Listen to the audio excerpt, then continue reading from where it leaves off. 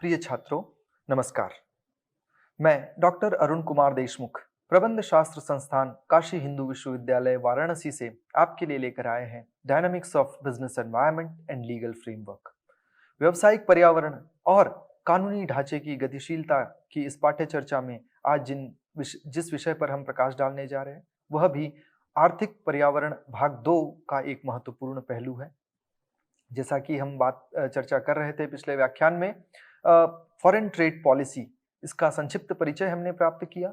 अब उसको विस्तार से हम समझने का प्रयास करेंगे कि फॉरेन ट्रेड पॉलिसी क्या है, इसके तहत किन किन नीतियों पर कार्य हुआ और क्या इसकी संभावनाएं हैं, उस पर हम एक एक करके प्रकाश डालेंगे। तो ये इसका एक महत्वपूर्ण पहलू है जिसमें हम इसका संक्षिप्त परिचय, इसका प्रभाव क्या हो सकता है, इसके उद्देश्य क्या है और कैसे परिवर्तन हुए हैं अलग अलग फॉरेन ट्रेड पॉलिसी के समय समय पर, ऐतिहासिक रूप से उस पर प्रकाश डालेंगे। साथ ही साथ जो फॉरेन ट्रेड पॉलिसी के फीचर्स है उस पर बात करेंगे और जो हाल ही की जो ट्रेड पॉलिसी है उस पर चर्चा करेंगे। आगे बढ़ते हैं। सबसे पहले बात करते हैं कि जो विदेशी व्यापार नीति है भारत की, उसका संक्षिप्त परिचय। जैसा कि हम बता चुके हैं कि जो हमारे कॉमर्स मिनिस्टर रहे हैं श्री पीयूष गोयल जी, उन्होंने इस पॉलिसी को लॉन्च किया और जिस डेट में ये क्रियान्वयन में आ सकी 1 अप्रैल 2023 थी।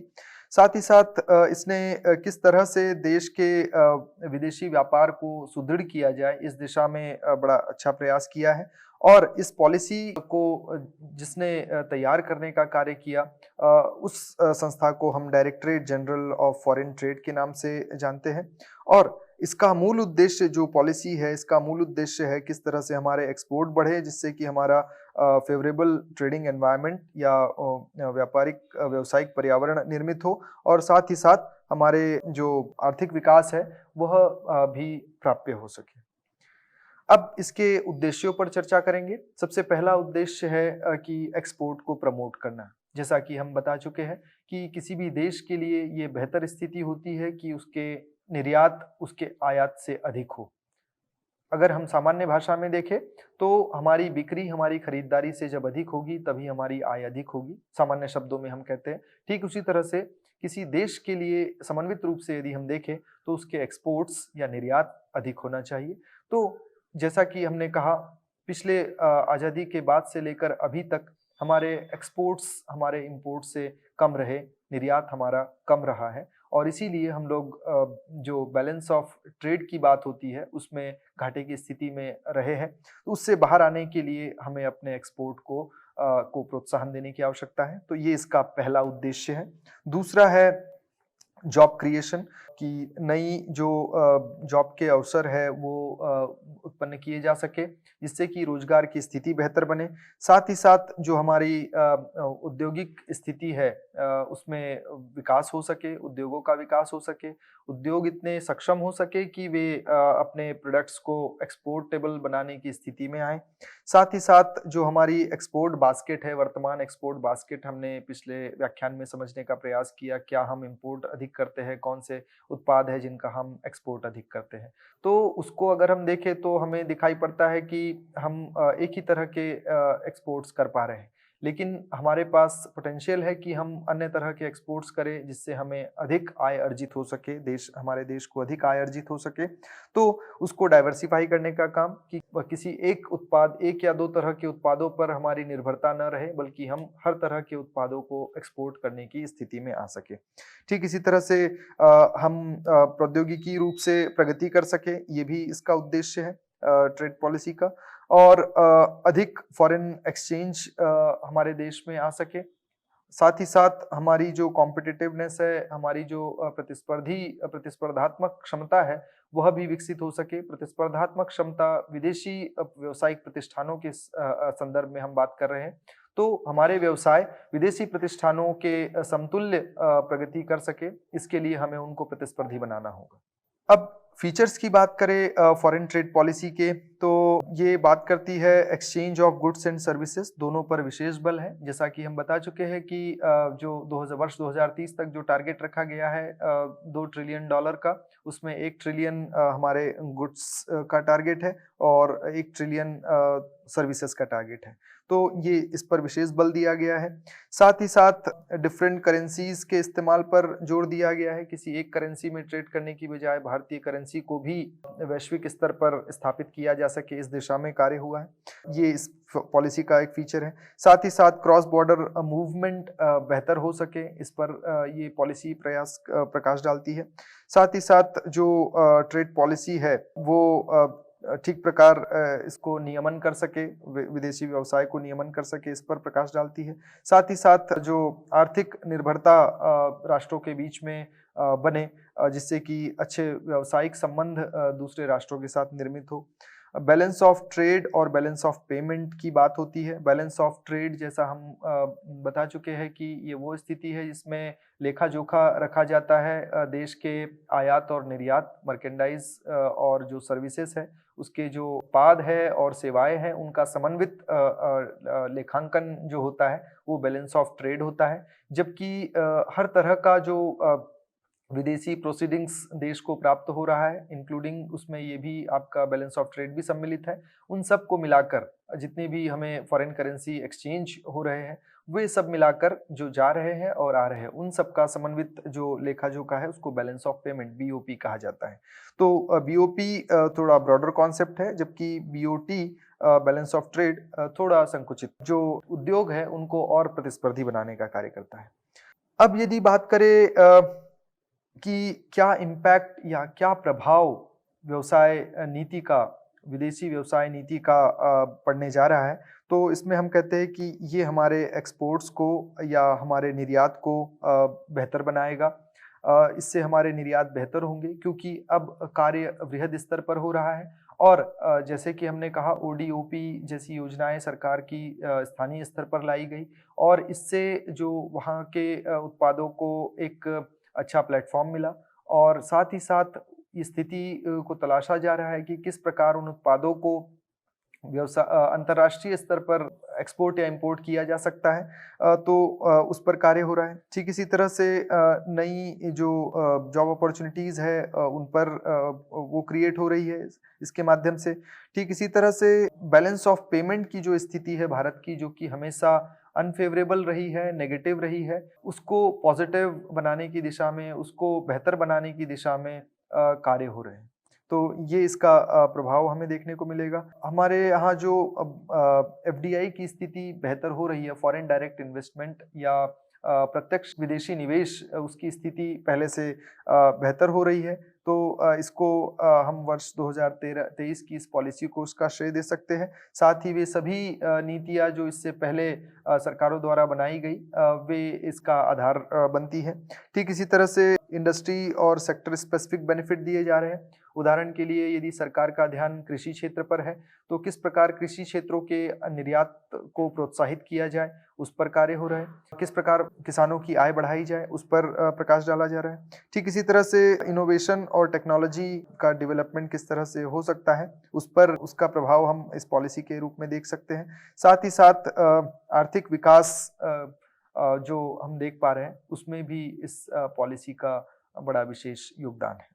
अब जो मूल परिवर्तन हुए हैं फॉरेन ट्रेड पॉलिसी, भारत की जो विदेशी व्यापार नीति है उसमें, उसको अगर हम देखें तो हमारा जो फोकस है वो प्रोडक्ट से, उत्पादों से, टेंजिबल गुड्स से अब सर्विसेज की तरफ शिफ्ट होता हुआ दिखाई पड़ता है। ठीक इसी तरह से हम बात करते हैं कि हमारा जो एम्फेसिस है वो अब मेक इन इंडिया पर है, जिसके तहत हम प्रोत्साहित करते हैं उन सभी विदेशी कंपनियों को कि वे यहाँ आए और यहाँ पर उत्पादन करें, बजाय इसके कि वे यहाँ से यहाँ आकर और फिर अपने उत्पादों को बाहर से इंपोर्ट करें। तो मेक इन इंडिया उस दिशा में एक महत्वपूर्ण कार्य योजना है। ठीक इसी तरह से ईज ऑफ डूइंग बिजनेस एक बहुत बड़ी क्रांति भारत ने की है। ईज ऑफ डूइंग बिजनेस में भारत पहले पीछे से कुछ स्थितियों में अपनी उपस्थिति दर्ज कराता था, जबकि अब वह देश विश्व के अग्रणी देशों में अपनी स्थिति रखता है, जिसमें कि हमारे यहाँ व्यवसाय की सुगमता को बल मिलता है। ठीक इसी तरह से इंफ्रास्ट्रक्चर डेवलपमेंट की बात करें कि अधोसंरचना का जो विकास है, जिसमें बिजली, पानी, सड़क से लेकर के इंफॉर्मेशन टेक्नोलॉजी और अन्य तरह के जितने भी नेटवर्क्स हैं, उसको उसकी बेहतरी की दिशा में हम कार्य कर रहे हैं। साथ ही साथ जो हमारे छोटे और घरेलू उद्योग है, एमएसएमईज़ है, micro and small medium enterprises है, उनके एक्सपोर्ट्स पर भी बल दे रहा है। उदाहरण के लिए जो पिछला बजट था हमारा, उस बजट में भी इस मद पर विशेष सरकार का ध्यान रहा है। ठीक इसी तरह से हम बात करते हैं एक्सपोर्ट बास्केट हमारी किस तरह से डाइवर्सिफाई हो, वो भी हो रही है। ठीक इसी तरह से जो हमारा रिसर्च एंड डेवलपमेंट और इनोवेशन है, नवाचार है और शोध और विकास के कार्य हैं, उसको ये बेहतर बनाती है। साथ ही साथ जो हमारे फॉरेन इन्वेस्टमेंट पॉलिसी है, उसको भी निवेशकों के दृष्टि से अधिक बेहतर बनाने का प्रयास हो रहा है। साथ ही साथ हम बात करते हैं कि किस प्रकार किन बिंदुओं पर मुख्य रूप से ये पॉलिसी फोकस करती है। तो वर्ष 2020 से 2025 के बीच में जिन बातों पर मुख्य फोकस है, वह है कि हम अपने इंपोर्ट को कम करके सेल्फ रिलायंस की तरफ आगे बढ़े, आत्मनिर्भरता की तरफ आगे बढ़े। आत्मनिर्भर भारत का जो नारा प्रधानमंत्री देते हैं, उसको प्राप्त किया जा सके। ठीक इसी तरह से मैन्युफैक्चरिंग और जो एक्सपोर्ट है, उसके लिए जो इंसेंटिव्स है, उसका प्रावधान ये करता है। ठीक इसी तरह से एग्रीकल्चर, प्राइमरी सेक्टर में विशेष रूप से एग्रीकल्चर और फिशरीज, मत्स्य पालन के जो से संबंधित जो उत्पाद है, उनको प्रोत्साहन देती है ये पॉलिसी। ठीक इसी तरह से लेबर इंटेंसिव सेक्टर्स जो है, जहाँ पर श्रम आधारित व्यवस्थाएं हैं, उनको भी इंसेंटिव्स देती है। ठीक इसी तरह से जो R&D और टेक्नोलॉजी से संबंधित जो कार्य कर रहे हैं, उनके लिए भी कुछ विशेष इंसेंटिव है। साथ ही साथ कुछ प्रयास किए जा रहे हैं ईज ऑफ डूइंग, कि हमारे यहाँ व्यवसाय की सुगमता और अधिक बेहतर स्थिति में पहुंच सके, तो उस पर भी ये प्रकाश डालती है। ठीक इसी तरह से डिस्ट्रिक्ट लेवल एक्सपोर्ट्स की अगर हम ग्रास रूट लेवल की बात करें, तो धरातल पर जो मुख्य कार्य हो रहा है, वह यह योजना है कि हर डिस्ट्रिक्ट एक एक्सपोर्ट हब की तरह विकसित हो। ये इसका मुख्य फोकस है। साथ ही साथ जो लॉजिस्टिक और इंफ्रास्ट्रक्चर डेवलपमेंट हो, जिससे कि व्यावसायिक सुगमता यहाँ पर बन सके। अब यदि हम संक्षेप में इसकी हिस्ट्री की बात करें, इतिहास की बात करें, किस तरह अलग-अलग ट्रेड पॉलिसीज अलग-अलग वर्षों में आई और उन्होंने क्या योगदान दिए, तो सबसे पहला जो फेज है, सबसे पहला जो कदम है, वो हमारा वर्ष 1951-52 से शुरू होकर लगभग वर्ष 75-76 तक हम देख सकते हैं इस क्रम में। तो दूसरा जो फेज है, वो 76-77 से वर्ष 1990-91 तक चलता रहा। ठीक इसी तरह से तीसरा जो हमारा कदम था इस दिशा में आगे बढ़ा, वर्ष 1991-92 में हमने देखा कि भारत ने आर्थिक उदारीकरण, लिबरलाइजेशन, प्राइवेटाइजेशन और ग्लोबलाइजेशन के दौर में प्रवेश किया। नीतियाँ हमारी उदार हुई, लाइसेंस राज खत्म हुआ और भारत में जो प्राइवेट सेक्टर है, निजी क्षेत्र है, उसको प्रवेश मिला और साथ ही साथ विदेशी व्यवसाय के लिए भी हमने अपने सीमाओं को खोला। तो वहाँ से हमारे क्रांतिकारी परिवर्तन देखने को मिले और उसके बाद हम अगली जो नीति लेकर के आए, वो 2002-2003 से 14-15 तक चली। और साथ ही जब हमने देखा कि सत्ता परिवर्तन 2014 में हुआ, तो वहाँ से सरकार ने अपने तरह से उन नीतियों को चलाया और वर्ष 2023-24 तक इसको उन्हीं नीतियों पर चलाया जो पिछली सरकारों ने स्थापित की थी। लेकिन बदलते समय के हिसाब को ध्यान में रखते हुए उन्होंने वर्ष 2023-24 में एक विदेशी व्यापार नीति लाई, जो कि पहले एक्जिम पॉलिसी के नाम से जानी जाती थी, एक्सपोर्ट इंपोर्ट आयात निर्यात नीति के नाम से जानी जाती थी, वो अब फॉरेन ट्रेड पॉलिसी के नाम से जानी जाती है, जिसका स्कोप या बहुत ब्रॉड है एक्सपोर्ट इंपोर्ट के तुलना में। अगर हम फेज़ 1 की बात करें, तो इसका मूल जो फोकस था, किस तरह से अर्थव्यवस्था को पटरी पर लाया जाए, क्योंकि स्वतंत्रता के बाद भारत एक बड़ी ही दुविधापूर्ण स्थिति में था, जहाँ एक ओर उसे अपने खाद्यान्नों के लिए भी निर्भरता विदेशों पर थी, तो वही उद्योगों को भी उसको साथ ही साथ विकसित करना था। ऐसी स्थिति में जो हमारी पॉलिसीज़ थी, वो रेस्ट्रिक्टिव ट्रेड पॉलिसी कही जाती है, कि हमने विदेशी व्यापार को कुछ संकुचित रखा कुछ समय के लिए, जिससे कि हम आत्मनिर्भर बन सके, और जब हम आत्मनिर्भर बन जाए उसके बाद फिर हम अगले स्थिति में प्रवेश करें। तो इसमें यहाँ पर हमने देखा कि कुछ जिसमें हम आत्मनिर्भर नहीं थे वहाँ हमारे इम्पोर्ट बढ़ गए, जैसा कि हमने कहा आज़ादी के बाद विभाजन की विभीषिका की वजह से जो हमारे कृषि के सबसे उपजाऊ क्षेत्र थे वो पाकिस्तान में चले गए, जिसकी वजह से भारत आत्मनिर्भर नहीं रह सका और उसे अपने पर भी खाद्यान्नों के लिए भी विदेशों पर निर्भरता दिखानी पड़ी। ठीक इसी तरह से हमारे एक्सपोर्ट बहुत कम थे और फॉरेन एक्सचेंज लगभग ना के बराबर था। ठीक इसी तरह से हम अगले दौर में प्रवेश करते हैं, जहां पर सरकार ने अपनी स्थिति को बेहतर करते हुए इंपोर्ट सब्स्टिट्यूशन और एक्सपोर्ट प्रमोशन स्ट्रेटेजी पर कार्य किया। इंपोर्ट सब्स्टिट्यूशन अर्थात जिन वस्तुओं का हम आयात करते हैं, जिन वस्तुओं को हम विदेशों से खरीदते हैं, उन वस्तुओं का किस प्रकार हम अपनी ही देश में उत्पादन कर सके, उस दिशा में महत्वपूर्ण प्रयास हुए। और साथ ही साथ जो निर्यात थे उनको किस प्रकार प्रोत्साहन दिया जा सकता है, उस पर कार्य हुआ। ठीक इसी प्रकार जब हम आगे बढ़ते हैं अगले दौर में, जो वर्ष 51-52 से 75-76 तक चला, तो यहाँ पर हमने देखा कि जो भारत और पाकिस्तान और चीन का जो युद्ध, भारत और पाकिस्तान का युद्ध, वो विभीषिका ऐसी थी जिसने हमारे देश की व्यवसाय को बुरी तरह प्रभावित किया। और युद्ध जैसा कि अन्य देशों किसी भी देशों में हो तो वो उसकी आर्थिक स्थिति को प्रभावित किए बिना नहीं रहता है, वही स्थिति भारत के साथ बनी। तो यहाँ पर भी बहुत विशेष प्रयास नहीं हो पाए सिवाय इंपोर्ट सब्स्टिट्यूशन और एक्सपोर्ट प्रमोशन मेजर्स के। और इसमें हमने देखा कि हमारी जो बैलेंस ऑफ पेमेंट की स्थिति थी आउटकम के रूप में, वो नकारात्मक बनी रही। ठीक इसी तरह से जो हमारे एक्सपोर्ट्स थे वो बहुत कम थे और इंपोर्ट सतत बढ़ते जा रहे थे। ठीक इसी तरह से आगे देखते हैं कि किस प्रकार हमारा जो 1966-67 से 75-76 तक का जो दौर था उसमें हमने डिवेल्युएशन देखे एक्सपोर्ट और इंपोर्ट में, वो एक क्रम बना रहा। ठीक इसी तरह से आगे बढ़े तो हम देखते हैं कि जैसा कि यहाँ पर हम इस चित्र में देख पा रहे हैं कि कैसे हमारे इंपोर्ट और एक्सपोर्ट की तुलना यहाँ पर कुछ वर्षों की दी गई है।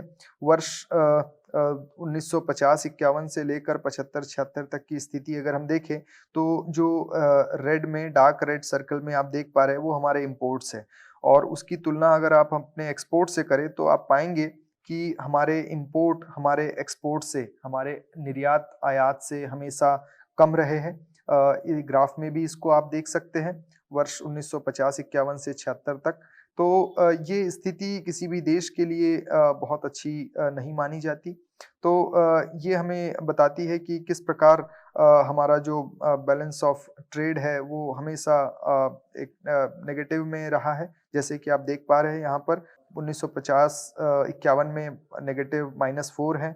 ठीक इसी तरह से 75-76 में -1420 है, 1420 यूएस मिलियन डॉलर है। तो इससे हम देख रहे हैं कि ये सतत बढ़ता ही जा रहा है, जो बैलेंस ऑफ पेमेंट की नेगेटिविटी वो हमेशा बढ़ती ही जा रही है। तो इस दिशा में सरकार का विशेष ध्यान गया। इसी तरह से 76-77 के बाद जो दूसरा फेज आया उसमें जो एक्सपोर्ट्स है, मत्स्य पालन से जो उत्पाद निकल रहे हैं, कॉफ़ी है, चाय है, कपास है, ठीक इसी तरह से अन्य उत्पाद है। साथ ही साथ जो 77-78 में जो इंडस्ट्रियल इन्वेस्टमेंट हुए उसकी वजह से कुछ स्थिरता देखने को मिली। साथ ही साथ जो पेट्रोलियम प्राइसेस थे वो भी बढ़ते हुए दिखाई पड़े उस समय, जो युद्धों की स्थिति बनी उसकी वजह से। इसी तरह से जो मांग है उसकी स्थिति भी बहुत ठीक नहीं थी, और जो एक्सपोर्ट्स पोटेंशियल है वो भी बहुत कम था। ठीक इसी तरह से आईएमएफ और एक्सिम बैंक एस्टेब्लिश किया गया वर्ष 1981-82 में। ये एक बड़ा स्टेप था उस दिशा में, जिससे कि हमारे एक्सपोर्ट को बल मिल सके। ठीक इसी तरह से 3 इयर्स की एक्सपोर्ट इंपोर्ट पॉलिसी लाई गई वर्ष 1988 में। ठीक इसी तरह से जब हम आगे बढ़ते हैं तीसरे तीसरे फेज में, तो यहाँ हम पाते हैं कि मैक्रो इकोनॉमिक स्टेबिलिटी की दिशा में कार्य करते करते किस प्रकार हम फॉरेन ट्रेड रिफॉर्म्स 1991 तक पहुंचे, जिसमें कि हमने गल्फ वॉर देखा, जिसकी वजह से हमारे पेट्रोलियम ऑयल जैसे प्रोडक्ट्स के इंपोर्ट के बिल बहुत ज़्यादा बढ़ गए, उसकी कीमतें बहुत तेज़ी से बढ़ी। ठीक इसी तरह से फिस्कल इम्बैलेंसेस देखे और बैलेंस ऑफ ट्रेड के इम्बैलेंसेस को भी हमने देखा। ठीक इसी तरह से हमने इस पॉलिसी के तहत सरकार ने अपनी एग्जिम पॉलिसी हर 3 वर्ष के लिए पहले 3 वर्ष के लिए लाई, फिर उसके बाद उसको 5 वर्ष किया। जिस प्रकार हम पंचवर्षीय योजनाओं को लेकर चलते हैं, ठीक उसी प्रकार हम अपनी पंचवर्षीय एग्जिम पॉलिसी पर कार्य करते हैं और हर पॉलिसी का फोकस अलग-अलग रखा गया। ठीक इसी तरह से 2004 से 9 के बीच में जो एग्जिम पॉलिसी थी या फॉरेन ट्रेड पॉलिसी थी, वो भी एक भारत के बदलते परिवेश के हिसाब से बनाई गई और साथ ही साथ जो भारत का शेयर था ग्लोबल ट्रेड में, उसको बढ़ाने की दिशा में ये कार्य करती है। जो चौथा फेज था वर्ष 2009 से 2014 के बीच में, जहाँ पर भारत का जीडीपी बढ़ता हुआ प्रतीत होता है, लेकिन हम पाते हैं कि वैश्विक मंदी, जो सब प्राइम क्राइसिस और इस तरह की जो मंदी की स्थिति पूरे विश्व में बनी हुई थी, उसकी वजह से हम भी प्रभावित नहीं रहे और हमारे एक्सपोर्ट्स भी उसमें प्रभावित हुए। ठीक इसी तरह से जो 15-16 से जो नया इकोनॉमिक सिनारियो प्रारंभ होता है, नए अध्याय में प्रवेश होता है, जबकि सरकार ने make in India, digital India, skill India, startup India, stand up India जैसे कई सारे मूव्स लेकर के आए और उसकी वजह से एक ऐसी पॉलिसी की तरफ सरकार का ध्यान आकर्षित हुआ, जिससे कि आने वाले वर्षों में भारत आयात और निर्यात की स्थिति में बेहतरी कर सके। तो इस प्रकार हमने देखा कि कैसे अलग-अलग स्थितियों में स्वतंत्रता के बाद से लेकर अभी तक भारत ने इस दिशा में अलग-अलग कदम उठाए और अपनी एक्सपोर्ट और इंपोर्ट की स्थिति को बेहतर करने की दिशा में कदम उठाए। इन्हीं के साथ हम अपनी बात को यहीं पर विराम देते हैं। धैर्यपूर्वक श्रवण के लिए आप सभी का बहुत-बहुत धन्यवाद।